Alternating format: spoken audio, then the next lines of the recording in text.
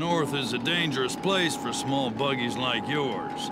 Afraid you're gonna need something with a little more muscle.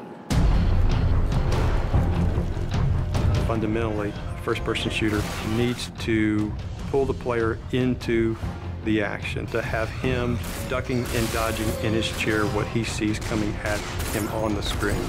But with Rage, we've gone beyond that. There's so many different things to do. There's so many characters to interact with. There's this world to explore. There's vehicles to drive. So it just becomes immersive on so many levels that when the player is in it, he's engaged with not just the action, but the story, the characters, the world.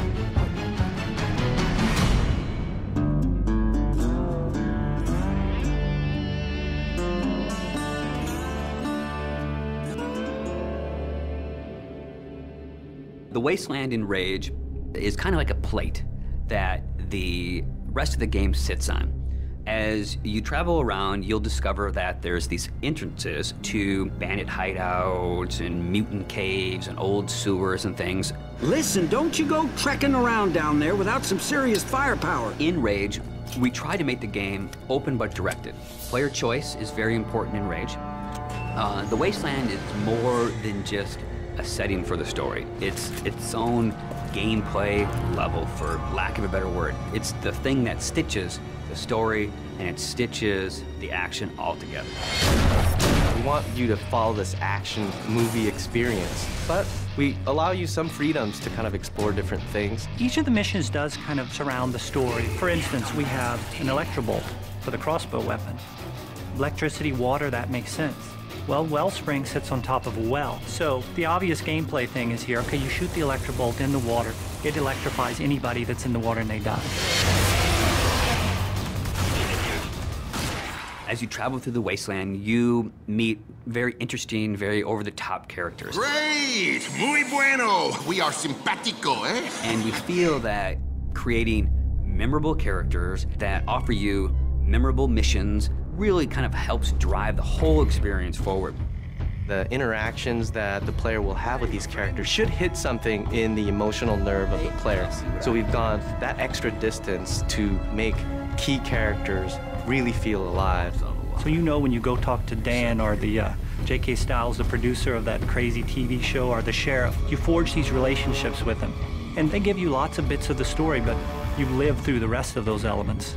We felt that crafting interesting people made everything fit together. I know you got questions, but we gotta get moving. You're driving across these landscapes and you're going visit people here and they're giving you jobs to do. So I hear you have a message from our friend Dan. Let's have it then.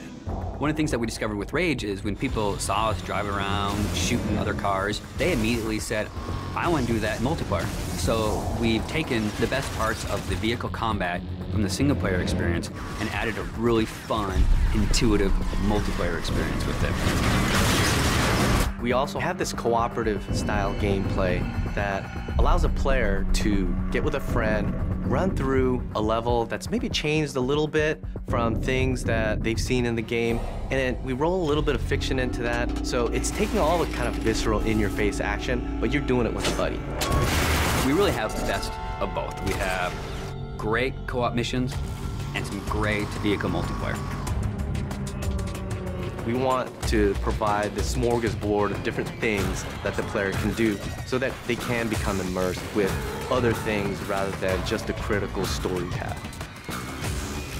But if you want, you can go to the store, get a couple more grenades, outfit yourself with some new ammo types, jump back in the car and head for the next action. And we're okay with that.